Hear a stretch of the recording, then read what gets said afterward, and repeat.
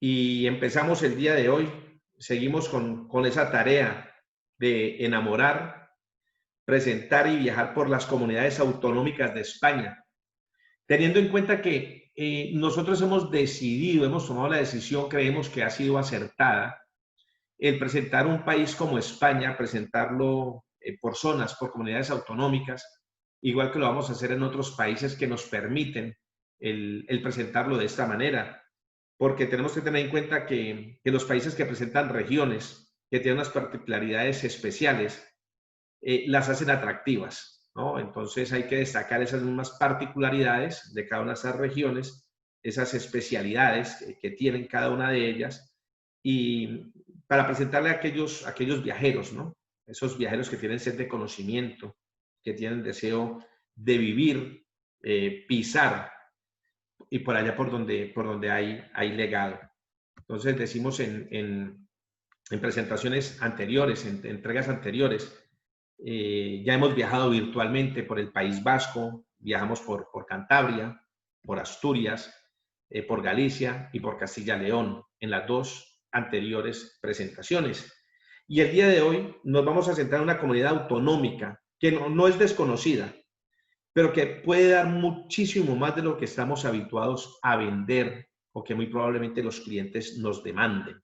Y se trata de la comunidad autonómica de Extremadura. Es entonces Extremadura, una comunidad autonómica que está formada por dos provincias, la provincia de Cáceres y la provincia de Badajoz. Y cada una de estas provincias tiene como capital a las ciudades homónimas. O sea, la capital de la provincia de Cáceres es la ciudad de Cáceres y la capital de la provincia de Badajoz es la ciudad de Badajoz. Pero la capital de Extremadura, de la comunidad autonómica, es la ciudad de Mérida. Y la ciudad de Mérida está en la provincia de Badajoz. Entonces, ahora nos vamos a centrar en Cáceres. ¿Y qué vamos a decir de Cáceres? Cáceres se sitúa al norte de la región de Extremadura. Como decía ahora, su capital es Cáceres. Y la ciudad de Cáceres está en la ciudad vieja, el casco viejo, está declarado Patrimonio de la Humanidad por la UNESCO. Y esta provincia cuenta con muchos sitios, con muchos lugares que están declarados Patrimonio de la Humanidad por la UNESCO. Y dentro de la provincia también encontramos el Real Monasterio de Santa María de Guadalupe. O sea, la provincia de Cáceres posee un magnífico conjunto histórico y un legado cultural muy importante. Y quiero hacer un punto y aparte, porque creo que es necesario o veo la necesidad de ayudar a entender algunos aspectos, conceptos, organizaciones y demás, porque cuando presentamos España o presentamos algunos países del mundo, debemos apoyar el conocimiento con datos. Entonces, por ejemplo, me gustaría que nos ubicáramos en dos conceptos que a partir de este momento vamos a seguir manejando con muchísimo más dedicación, conceptos como los patrimonios declarados por la UNESCO, patrimonios de la humanidad, y también las denominaciones de origen. Entonces, para que tengamos claro, podemos hablar, por ejemplo, de la UNESCO. Y la UNESCO, a ver, ya sabemos nosotros que lamentablemente el poder y la capacidad de destrucción que tiene el hombre marcó gran énfasis sobre todo allá en la Segunda Guerra Mundial, la destrucción que hubo, ¿no? Entonces, todos los países del mundo decidieron crear en el año de 1945 la UNESCO, la Organización de las Naciones Unidas para la Educación, para la Ciencia, para la Cultura, con la misión de salvar y conservar lo mejor de la humanidad. En la actualidad, hoy en día, los Estados miembros de la UNESCO son 193. El principal objetivo de la UNESCO es contribuir al mantenimiento de la paz, la seguridad en el mundo. ¿Y cómo lo hacen? Pues promoviendo la educación, la ciencia, la cultura, la comunicación y la colaboración entre las naciones. Y es evidente que esto es para garantizar el respeto universal el respeto a la justicia, el imperio de la ley, los derechos humanos, las libertades fundamentales que quedaron establecidas en la Carta de las Naciones Unidas, ¿no? Entonces, todo esto se reconoce sin distinción de raza, sexo, idioma o religión.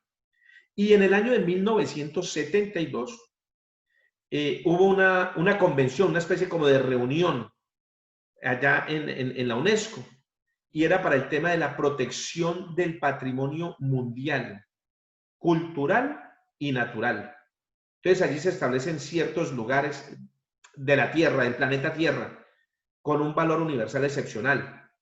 Entonces, hoy en día, a fecha de hoy, esa lista la conforman 1.121 sitios, distribuidos entre algunos sitios son culturales, otros son naturales, hay unos que son mixtos, y están distribuidos en 167 estados parte, que forman también evidentemente la UNESCO. Entonces, cuando la UNESCO declara algo patrimonio de la humanidad, también ayuda a la conservación económicamente, dotan de algunos fondos para el cuidado y la conservación de eso. Entonces, esto, la UNESCO fue creada en 1945 y en el año de 1972 ya hablaron de todos estos temas. Por eso, no veremos antes de 1972 ningún sitio, ningún lugar, ni cultural ni natural, que haya sido declarado Patrimonio de la Humanidad. Es a partir de 1972. Y en España, esto se sucedió en el año de 1985, que fueron declaradas en España las primeras ciudades Patrimonio de la Humanidad. Entonces, allí lo tenemos claro. ¿Cuándo es que se denomina Patrimonio de la Humanidad? Y eso, quiénes lo denominan y cómo se creó el tema de esta organización de la UNESCO. Y otro tema que creo que es importante también que tengamos en cuenta es la denominación de origen protegida. Entonces, bajo esta denominación se recogen aquellos productos que están protegidos por alguna normativa. Esta normativa es de la Unión Europea. Y entonces, ¿qué garantiza esta normativa? El cumplimiento de unos requisitos superiores a los exigidos para el resto de productos de la misma índole. Entonces, para ello, ese producto debe cumplir con algunos requisitos, por ejemplo, ser originario de esa región o de un lugar determinado o de un país. Tener una calidad o alguna característica que se deban fundamentalmente o exclusivamente a ese medio geográfico donde está, con sus factores naturales y humanos. Y cuando hablo de humanos, ahí vamos a hablar de las dehesas, donde se crea o donde se crían aquellos cerdos que dan el origen al jamón de bellota, por ejemplo, del cual hablaremos un poquito más adelante. Y entonces, ese producto debe producirse o se tiene que transformar o se debe elaborar en esa zona geográfica delimitada. Entonces, por eso cuando hablamos de los vinos, cuando hablamos de muchísimos otros productos determinados en cada región. Y, por ejemplo, en la parte de Extremadura podemos encontrar con denominación de origen el aceite de oliva virgen extra. Ese es de Gata de Urdes. O también, bueno, la cereza del Jerte no es que sea una denominación de origen, pero es un producto muy típico, muy autóctono de allí. Pero también podemos encontrar los jamones ibéricos de la dehesa de Extremadura. O también encontramos la miel de Viluercas y Bores. También encontramos el pimentón de la Vera, o los quesos de la Torta del Casar, o los quesos de Ibores, o los vinos de Ribera del Guadiana. Entonces, estos son productos que tienen denominación de origen en la parte de Extremadura. Y entonces ahora vamos a meternos ya a lo que venimos. Quise hacer estas dos puntualizaciones porque son dos conceptos que vamos a manejar muy constantemente. Entonces, probablemente, creo, bueno, muchos de ustedes lo sabrán, el tema de la UNESCO, Patrimonio de la Humanidad, o el tema de la denominación de origen, que es un tema más europeo, ¿no? Entonces quería o veía necesario el hacer esta puntualización y bueno, aquí estamos para que entre todos aprendamos, conozcamos o reforcemos algunos temas. Entonces vamos pues ya a la ciudad de Cáceres y aquí es en esta ciudad donde el entorno nos permite viajar como por el tiempo y entender la forma, es una ciudad que nos permite entender la forma en la que vivían sus moradores o habitantes en épocas pasadas. Cáceres es el tercer conjunto histórico mejor conservado de toda Europa. Es entonces una ciudad emblemática, como decíamos ahora, patrimonio de la humanidad. Aquí en esta ciudad vivieron romanos, visigodos, musulmanes, hebreos, cristianos. pueblos que dejaron huellas y sobre todo construcciones, y en algunos casos unas construcciones sobre otras. Entonces, ¿qué podemos ver, por ejemplo, en Cáceres? La Plaza Mayor. La Plaza Mayor es el límite que separa intramuros y extramuros. Es un encuentro entre el mundo antiguo y el mundo moderno, entre la realidad que vivieron los hidalgos allá en sus palacios y todo eso, y la realidad que vivió el pueblo, que se ubica fuera de la ciudad antigua, o sea, está extramuros, ¿no? Y si uno quiere sentir una experiencia medieval, este es el lugar perfecto. En la Plaza Mayor de Cáceres se puede disfrutar de vistas impresionantes. Por ejemplo, podemos ir o nos encontramos con el Arco de la Estrella, la Torre de Bujaco, el Ayuntamiento, la Torre de la Hierba, el Foro de los Balbos. De verdad que no se puede pedir más, es un espectáculo para la vista. Y todos estos sitios son de acceso gratuito, excepto la Torre de Bujaco. Creo que la Torre de Bujaco está costando más o menos unos 2 o 3 euros la entrada. Y de verdad que esa es una de las primeras visitas que deberíamos hacer aquí, porque desde aquí tendremos unas vistas impresionantes, pero sobre todo podremos aprender a conocer el entorno, a verlo, a vivirlo, todas estas edificaciones tan magníficas. Podríamos ir a la Plaza de San Juan. Aquí en esta Plaza de San Juan, entre las maravillas, entre los edificios que encontramos, también podemos encontrar a Leoncia, ¿no? Leoncia es un símbolo de la mujer trabajadora, una mujer que vendía periódicos. Entonces es el símbolo de la mujer trabajadora aquí en la Plaza de San Juan. Pero también podemos encontrar la Plaza de Santa María y podremos ver el Palacio Episcopal, la Torre de Espaderos, la Casa de los Carvajal, el Palacio de los Golfines, de abajo, como se dice, la Concatedral de Santa María, en la que se pueden ver sobre todo y disfrutar del arco sacro de un gran nivel, y además podemos subir a una torre, a esta torre que vemos allí, por una estrechita escalera de caracol. Y en este lugar ocupan ahora el Palacio de las Veletas y la Casa de los Caballos, ¿no? También podemos visitar el Museo Provincial. El Museo Provincial de Cáceres contiene una colección que abarca desde la prehistoria hasta la época visigoda. Entonces, además tiene un aljibe hispano-árabe, es algo espectacular. Tiramos hacia la parte de abajo y podemos ver un aljibe de aquella época. También podemos estar en la Plaza de San Mateo. En uno de los extremos de esta plaza y en la parte más alta de la ciudad de Intramuros es donde podemos encontrar también edificios que se han construido sobre el tema de la conquista y la reconquista, es donde se pudieron encontrar algunos vestigios de esa época. Aquí también podemos encontrar la iglesia de San Mateo, que fue construida en el siglo XVI, y en ella trabajaron un hombre que se llama Esteban del Escano, Pedro Esquerra, como digo yo, los tres Pedros, Pedro de Marquina y Pedro de Ibarra. Y es un lugar de entretenimiento por excelencia. Se dice que en este lugar hubo un entretenimiento con aquellos temas de los enterramientos, ¿no? Aquí decían que se entretenían enterrando a los nobles de la ciudad en esta iglesia.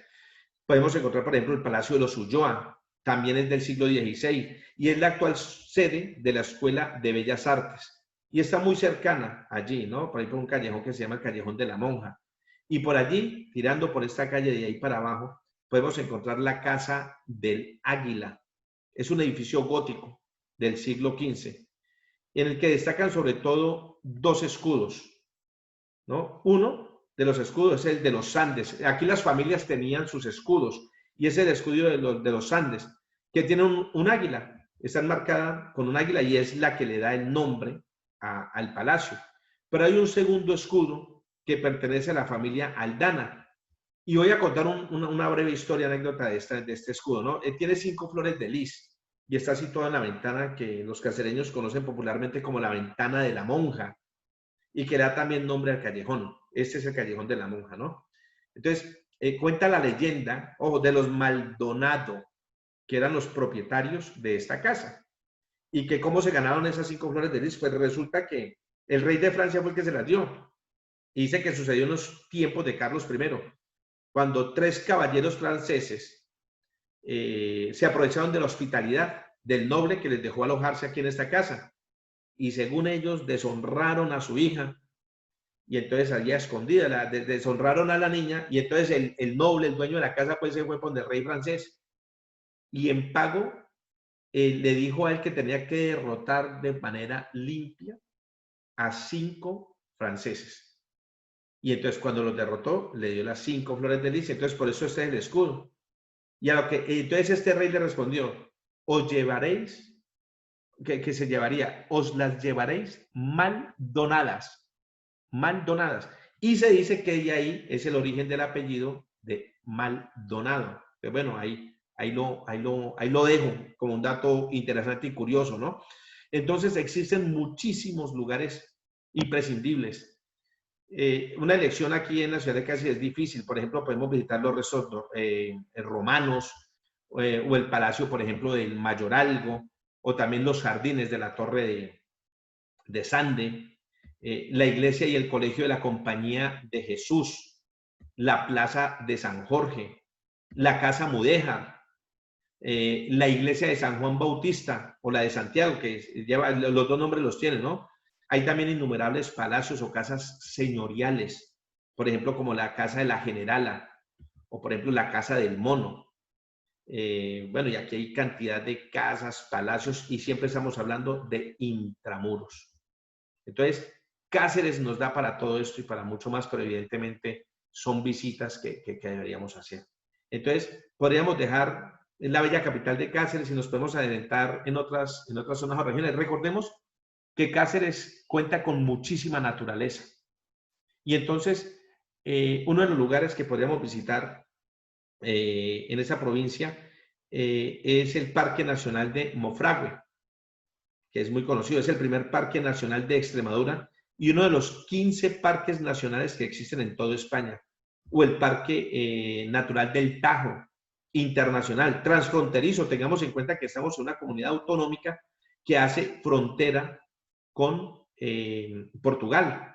Y entonces aquí se da mucho, es un paraíso para aquellos amantes de la ornitología y de la naturaleza en general, ¿no? Cuenta con el encanto que le aporta el navegar entre los dos paisajes, España, Portugal, con una riqueza que todo le aporta a ello, para destacar estos dos espacios que están declarados por la UNESCO como reserva de la biosfera, estos espacios, ¿no? Y a ellos son una multitud de zonas protegidas, como por ejemplo el Geoparque Mundial UNESCO de Villuercas y Bores Jara, también. Y una berrea. ¿Y qué es la berrea? La berrea es un espectáculo único, digno de ver por primera persona, ¿no? Es cuando van todos estos ciervos, cuando están en esa época, en esa etapa de celo. Entonces la berrea es el ruido que emiten estos animales. Y es de verdad fantástico, es vivir esa naturaleza. Allí se hacen muchísimas actividades en la zona de Extremadura, se hacen muchísimas actividades, y en estos parques el pasar, por lo menos una visita súper chévere, el avistamiento de águilas, de todos estos animales en su esencia, ¿no? En la esencia pura de su entorno. Y entonces, ahora, por ejemplo, de Cáceres, de la ciudad de Cáceres, nos podemos ir a Trujillo. Y Trujillo dista unos 45 kilómetros. Calculemos más o menos unos 40 minutos. Seguimos en Extremadura, seguimos en la provincia de Cáceres. Entonces ya nos vamos para Trujillo. Y Trujillo es una villa monumental que impresiona, porque es pequeña e imponente. Desde la Plaza Mayor, una de las más bonitas de la provincia. Aquí podremos visitar y apreciar, por ejemplo, la iglesia de San Martín y hasta un esbelto y hermoso castillo. Tiene un centro histórico señorial en el que de verdad callejear sin rumbo se convierte en una obligación. Es un auténtico relax. También aquellos grupos religiosos, podremos visitar iglesias parroquiales, tales como la iglesia de Santa María la Mayor o la iglesia de San Francisco, que nos dan para muchísimo dentro de esa ciudad de Trujillo. Es una ciudad, sería una visita, por ejemplo, de mediodía, desde Cáceres a Trujillo podemos ir, inclusive cuando venimos descolgando desde alguna otra comunidad autonómica donde estemos, pues evidentemente para entrar en Cáceres, pues podríamos hacer primero Trujillo. Y entonces, ahora, por ejemplo, nos podemos ir desde Cáceres nos podemos ir a Plasencia, que dista más o menos a unos 80 kilómetros. Entonces calculamos más o menos una hora de trayecto. Y seguimos en Extremadura y seguimos evidentemente en la provincia de Cáceres. Y entonces estamos en Plasencia, y Plasencia es pura elegancia. Son historias de reyes, traiciones, son caminos empedrados y monumentos que pugnan por alzarse con el trofeo del monumento más bello. De hecho, esta ciudad está considerada como la capital del norte extremeño. Ojo, no es la capital evidentemente, pero está considerada como la capital del norte extremeño. Y entonces, por ejemplo, un dato interesante, en España solo hay 6 ciudades que puedan presumir de tener 2 catedrales. ¿Se acuerdan que el otro día hablábamos de Salamanca? Salamanca es una de ellas. Y ahora vemos que estamos en Plasencia y Plasencia es la otra. Y Plasencia es la más pequeña de todas estas ciudades. Entonces, como podemos imaginar, se sienten muy orgullosos de sus 2 catedrales, y no es para menos, ya que son una auténtica maravilla. Y como suele pasar en estos casos, y pese a encontrarse literalmente pegadas la una a la otra, ambas catedrales son bastante diferentes entre sí. Por ejemplo, encontramos la Catedral Vieja, que es de un estilo románico, mientras que, por ejemplo, la Catedral Nueva es de estilo gótico plateresco. Entonces, de verdad que es magnífico el ver, el poder apreciar, poder entrar y vislumbrar estas 2 catedrales dentro de Plasencia. También podemos, por ejemplo, visitar el Palacio del Marqués de Mirabel, que es otro de los edificios históricos de Plasencia. Este se empezó a construir en el siglo XV, donde antes se levantaba el antiguo barrio judío de esta ciudad, y constituye el edificio de carácter civil más importante de la ciudad. Fue declarado bien de interés cultural en el año de 1977. Y en este entorno, aquí al ladito, pegadito en la parte de atrás, si vemos, encontramos el Parador de Plasencia. ¿Se acuerda cuando hablamos de los paradores? Que son aquellos hoteles, aquellos lugares de hospedaje que normalmente están sitios en lugares, en edificios históricos. Entonces, el Parador de Plasencia también lo encontramos aquí. Era el antiguo convento de Santo Domingo, el magnífico Parador de Plasencia. Y forma parte, junto con el Palacio del Marqués, el Palacio de Mirabel, un conjunto de edificios. El Parador antiguamente era el convento de Santo Domingo, que fue fundado en el siglo XV, aunque también se le conocía con el nombre del convento de San Vicente Ferrer. Entonces, edificios históricos con una gran, de verdad, una gran infraestructura. Las murallas de Plasencia también, aunque no se conservan enteras, estas murallas, evidentemente, como todas las murallas construidas, era para el tema defensivo, eso está clarísimo. Y estas destacan por un buen estado de conservación. No se conservan enteras, pero lo que se conserva está muy bien, o al menos así bien lucen los tramos que aún quedan en pie. Ojo, encontramos también un acueducto como el de Segovia. ¿Se acuerdan cuando hablamos de Segovia? Pues aquí también tiene un acueducto medieval. Se encuentra en el lado norte de la ciudad y está comunicando, este acueducto comunica el casco histórico con el famoso Parque de los Pinos, que es el parque más popular de Plasencia. Tiene una longitud, este acueducto, de 300 metros y cuenta con 55 arcos en total. No estamos en Madrid, pero también contamos con la Puerta del Sol, que no tiene nada que ver evidentemente con la de Madrid, y es la más importante de todas. Es una de las puertas de la muralla, y su nombre lo tiene porque está ubicada en una orientación al lado sur de la muralla. Entonces, este arco o esta puerta daba acceso a la ciudad vieja. Y podemos seguir encontrando, por ejemplo, aquí la iglesia de San Nicolás. Es una de las iglesias más antiguas y representativas y está ubicada en la misma plaza en la que ahora hablamos del Palacio de Mirabel, perdón, y del Parador. Pues está en ese mismo espacio y es de estilo románico y se construyó por allá por el siglo XIII, siendo la torre de la campana una de las partes más antiguas del edificio. También encontramos la Casa del Din, ¿no? Es uno de los mejores ejemplos de la arquitectura civil, ojo, arquitectura civil de la Plasencia histórica. Y destaca sobre todo por un espléndido, estos balcones. Hay un balcón que es muy espléndido, que está situado en las esquinas del edificio. También encontramos la Casa de las Dos Torres, es el Palacio de Monroy, también encontramos allí. Y bueno, terminamos esta visita de Plasencia y, por ejemplo, nos podemos ir a Cáceres, y de Cáceres podemos ir a Sierra de Gata, que dista más o menos unos 100 kilómetros. Calculemos 1 hora y 20 minutos. Como digo siempre, seguimos en Extremadura y seguimos en la provincia de Cáceres. Entonces, ya en la Sierra de Gata, encontramos que es probablemente uno de los puntos más desconocidos del norte de Cáceres. Esta sierra hace frontera con la provincia de Salamanca, en la parte del norte, y al oeste hace el límite con Portugal. En la actualidad está luchando por hacerse un hueco en el panorama que se está destacando mucho del turismo rural en la parte de Cáceres. Una lucha que seguro va a ganar porque lo tiene casi todo. Pueblos en los que parece que el tiempo nunca se ha detenido, paisajes bucólicos, donde encontramos el agua, los valles que toman una cuota muy importante de protagonismo. Evidentemente es un parque natural, ¿no? Los olivares, los robles. Entonces aquí encontramos una zona ideal para disfrutar de una excursión, inclusive de un día, o inclusive para pasar un fin de semana completo. Ojo que el turismo rural es uno de los turismos que está creciendo muchísimo, muchísimo en España. Ya lleva muchos años desarrollándose. Yo creo que España es uno de los países donde el turismo rural ha tenido un avance significativo, bastante importante, pero sí que es cierto que esa clase de turismo está siendo más demandado, más consumido por los nacionales. Pero hay algunos grupos de característica internacional, no son muchos, son pocos, pero sí hay algunos grupos que están demandando este tipo de turismo. De verdad que pasarte un fin de semana en una casa rural, pasar 2 nochecitas es magnífico. Hay muchísimas casas y constantemente en todas las zonas de España.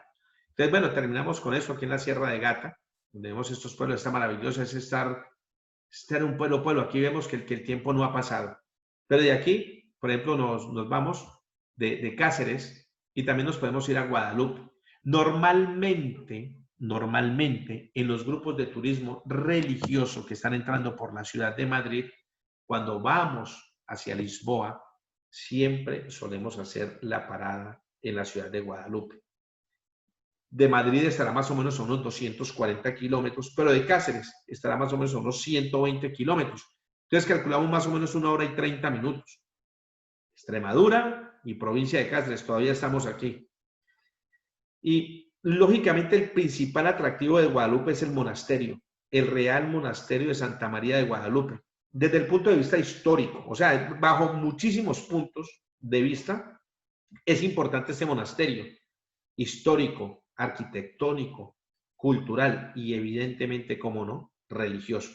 Y si a eso sumamos el atractivo en sí que nos da la localidad. La localidad se llama Puebla de Guadalupe y que forma parte del Geoparque de Villuercas y Boles de Jara. También forma parte de este gran parque donde el que estamos ahorita hablando de Sierra de Gata, también forma parte de toda esta Villuerca, ¿no? Entonces, vamos a tener todos los ingredientes necesarios para disfrutar de una visita espectacular. Entonces, el monasterio de Guadalupe se trata de un edificio religioso único, la mezcla de estilos gótico, mudéjar, renacentista, barroco, neoclásico. Tengamos en cuenta que tuvo una construcción que se desarrolló a través de 5 siglos, desde el siglo XIII hasta el siglo XVIII, con lo cual de verdad que tuvo muchísima mezcla y posibilidad de mezcla de muchos estilos, ¿no? El monasterio es patrimonio de la humanidad desde el año de 1993. La Virgen de Guadalupe es la patrona de Extremadura y cuentan pues que en el año de 1928 recibió el título de Reina de las Españas o de la Hispanidad. Y el origen de este monasterio está relacionado con una historia. Dicen que había una imagen de la Virgen y que había sido escondida por unos monjes para allá por el siglo VIII y durante la invasión árabe. Ya sabemos que cuando llegaron los árabes a España, pues muchos trataron de esconder algunas reliquias.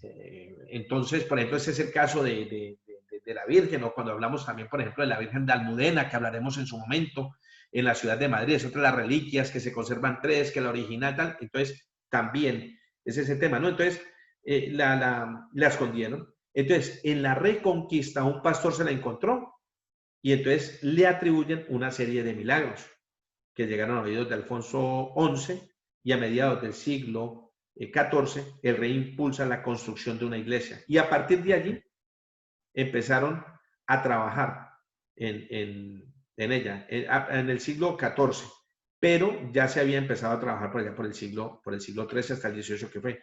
Entonces, a partir del siglo XIV, la Orden de los Jerónimos se hace cargo de la iglesia, del santuario. Y cosas interesantes, dignas para ver. Esta es una visita, Monasterio de Guadalupe, que haciendo una visita bien, en condiciones, como digo yo, como Dios manda, podríamos tardar un par de horas. Y el claustro, por ejemplo, de Mudéjar, de finales del siglo XIV, o por ejemplo, la sacristía de este monasterio, tiene lienzos de Zurbarán, es conocida como la Capilla Sixtina extremeña. En la Capilla de San Jerónimo, por ejemplo, se encuentra lo que es considerada una de las obras más importantes de Zurbarán, ¿no? La apoteosis de San Jerónimo. O también podemos encontrar el Museo de los Libros Miniados, o el Museo de los Bordados, o el Museo de las Esculturas, o el Camarín de la Virgen, o la Capilla de San José. Entonces, de verdad que la visita completa a este santuario nos puede llevar perfectamente, para hacerla bien hecha, un par de horas nos puede llevar.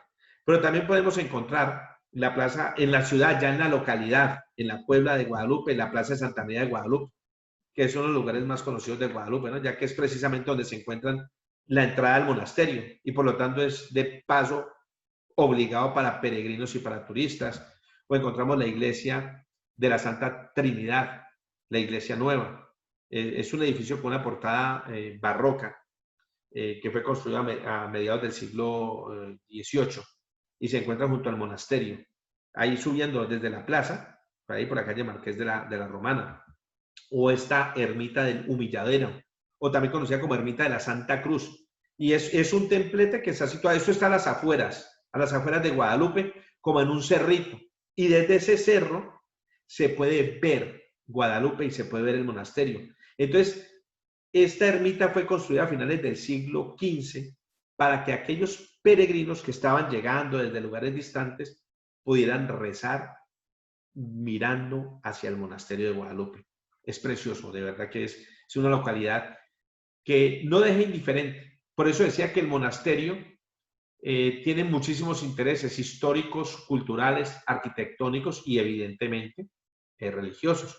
Pero para cualquiera, no deja indiferente absolutamente a nadie. Quien haya estado allá, haya tenido la oportunidad, pues sabrá lo que les estoy comentando. Y ahora vamos a seguir en Extremadura y nos vamos a despedir ya de Cáceres, de la provincia de Cáceres, y nos vamos a ir para la provincia de Badajoz. Y la capital, como decía en un principio, es la ciudad de Badajoz. Y también, como comentaba, que en esta provincia también está la ciudad capital de la comunidad de Extremadura, que es la ciudad de Mérida. Entonces, la ciudad de Badajoz puede considerarse una ciudad de fundación musulmana, a pesar de que las excavaciones realizadas en la Alcazaba demuestran que ya en época prehistórica, en el Calcolítico, concretamente, existió un considerable núcleo de población. Y esta población perdurará en época prehistórica, pero no parece que existiera núcleo urbano durante el dominio romano. No parece, según se comenta o según lo que hace, ¿no? Pero sí abundantes villas y en sus proximidades, ¿no? Entonces, la ciudad de Badajoz es una ciudad que vamos a ver ahora, se encuentra allí en la zona, siempre haciendo límite con Portugal. Entonces, aquí, por ejemplo, encontramos la Plaza Alta. Durante la Edad Media, aquí se celebraban los mercados debajo de los arcos. Esta plaza se divide en dos zonas. Primero, la zona del norte, donde está el mirador de la ciudad, que es la parte con más antigüedad, ¿no? Y que tiene una clara influencia medieval. Y la otra es la parte sur, donde está el arco del Toril, que es la parte más moderna. La Plaza Alta es rectangular y en uno de los lados, lo que más llama la atención al viajero, evidentemente al turista, es el antiguo Toril, ¿no? Es una reforma de renovación de la plaza que comenzó entrando el siglo XVIII y que fue interrumpida en el año de 1703 por la Guerra de Sucesión. Entonces, no está inconclusa, evidentemente, pero se paralizó. Entonces, esa es la parte moderna. Otra de las visitas que tenemos que hacer es la muralla. se llama la muralla de Abaluartada, por temas de seguridad, ya veremos por qué. Porque podemos ver aquí en Badajoz que es una fortificación militar que está formada por distintos elementos defensivos. Parte de la muralla, evidentemente, como los fuertes, las torres, los fosos. Esto se construyó entre los siglos XVII y XVIII. Y según las teorías arquitectónicas dictadas por un ingeniero francés, Sébastien Le Prestre. O sea, y es más conocido como el Marqués de Baubam. Entonces, Badajoz se encuentra en un cruce estratégico muy cerca de la frontera con Portugal y entre las vías que unen Castilla con Andalucía. O sea, esta ciudad se protege con distintos elementos defensivos, como protección contra los posibles ataques que podría sufrir por cualquier bando. Pues, con lo cual era un lugar estratégico de paso muy importante. También aquí encontramos la muralla abartuada, pero podemos visitar también la Santa Iglesia Catedral Metropolitana de Badajoz o la catedral conocida como de San Juan Bautista. Se puede visitar y junto a la concatedral de Santa María la Mayor de Mérida es la capital archidiocesana de Mérida y Badajoz. O sea, esta catedral de San Juan Bautista y la concatedral de Santa María la Mayor que está en Mérida. Las dos son consideradas como la capital archidiocesana. También encontramos la Plaza de la Soledad y allí encontramos unos edificios preciosos, como es la Ermita de la Virgen de la Soledad. Esta ermita a mediados del siglo XVII fue construida y el duque de San Germán hizo hacer que trajeran la imagen de la Virgen de Nápoles. Entonces después, esta Virgen se convertiría en la patrona de Badajoz. Otro lugar precioso de ver, la Giralda de Badajoz. Ojo, sabemos que también una Giralda, que es la más conocida de la Sevilla, pero aquí también tiene su propia Giralda. O, por ejemplo, podemos visitar la Mezquita Catedral de Santa María. También podemos visitar la Torre de Espantaperros.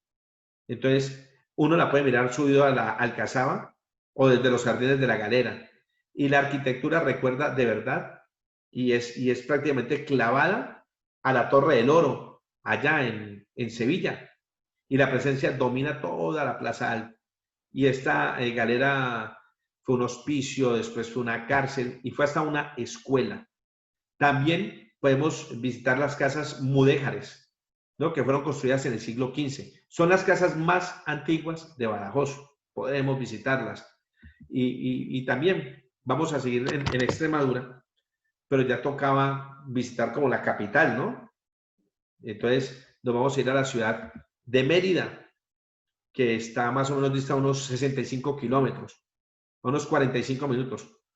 Ojo, Mérida es conocida también como la pequeña Roma.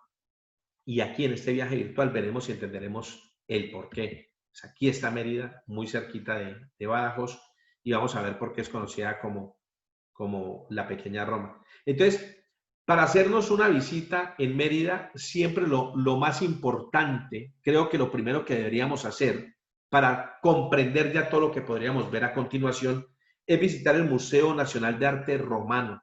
Este museo fue construido en el año de 1986 por Rafael Moneo y que expone la arquitectura de la época y las muestras de arte romano y visigodo que fueron encontrados en investigaciones arqueológicas. Entonces, el mayor reclamo que tiene este museo es el arco de medio punto, que está dentro del mismo museo. O sea, el museo se construyó en base de esto, ¿no? Entonces, el arco de medio punto.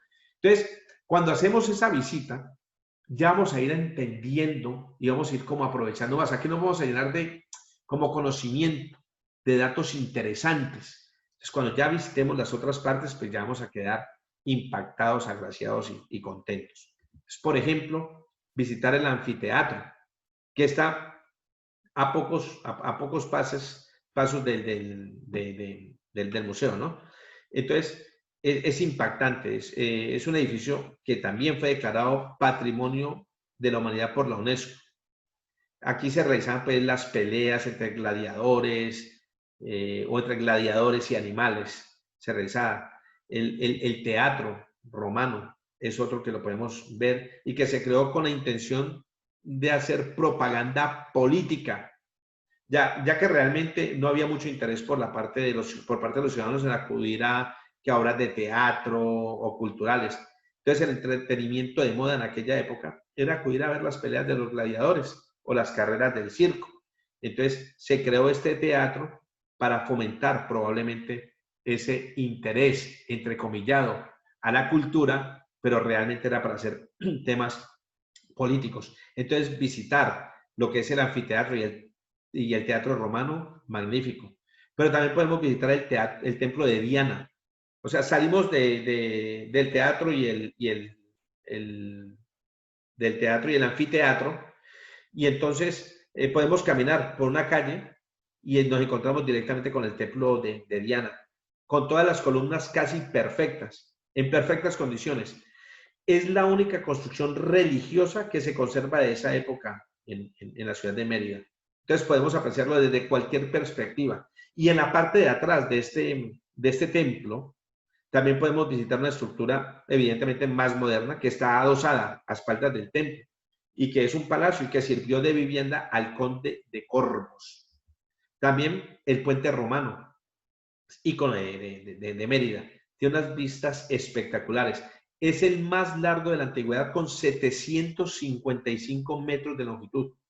Y aunque se ha restaurado en varias oportunidades, aún conserva muchas partes originales. Este puente fue un factor estratégico para la ciudad durante las guerras, ya que facilitaba el comercio y la comunicación con otras ciudades. También podemos visitar el Alcazaba árabe. Es interesante recorrerla, sobre todo por el contraste que da con la zona. Eso es un contraste algo curioso. Hay una muralla que separa los restos de la Alcazaba con el río Guadiana. Y al final de este recorrido podemos observar un pozo de agua, al que solo podemos acceder por unas escaleras bastante empinadas. Por ejemplo, la Basílica de Santa Eulalia y sus catacumbas. Ojo, tanto si somos religiosos como si no, es un edificio que merece una visita. Fue nada más ni nada menos que el primer templo cristiano de la antigüedad hispana. Fue construido tras el periodo de paz que hubo que dictó el emperador Constantino, y luego se convirtió en el templo del peregrinaje más importante de la época. Entonces, bajamos unas escaleras y nos van a llevar al subsuelo de la basílica, las cuales se descubrieron recientemente, hace 30 años, se descubrieron, y que dejan ver la sala bastante grande y restos arqueológicos, las catacumbas. No estamos en Segovia, pero también Mérida tiene un acueducto, el acueducto de San Lázaro. Está conservado casi que en perfectas condiciones. También podemos el circo romano. Aquí reconoceremos el Círculo de Mérida a los pocos segundos. Se trata de un extremo del campo de hierba. Lo hemos hablado en la carretera, ¿no? Donde hay estructuras de resto de estructuras romanas. También chévere poder mirarlo. La casa de Mitreo. Estas son unas ruinas de una mansión romana, pero lo chévere, lo inquietante, ¿no? Es que está muy, muy bien conservado. Y aquí nos podemos hacer una idea de la distribución que tenían en ese tiempo.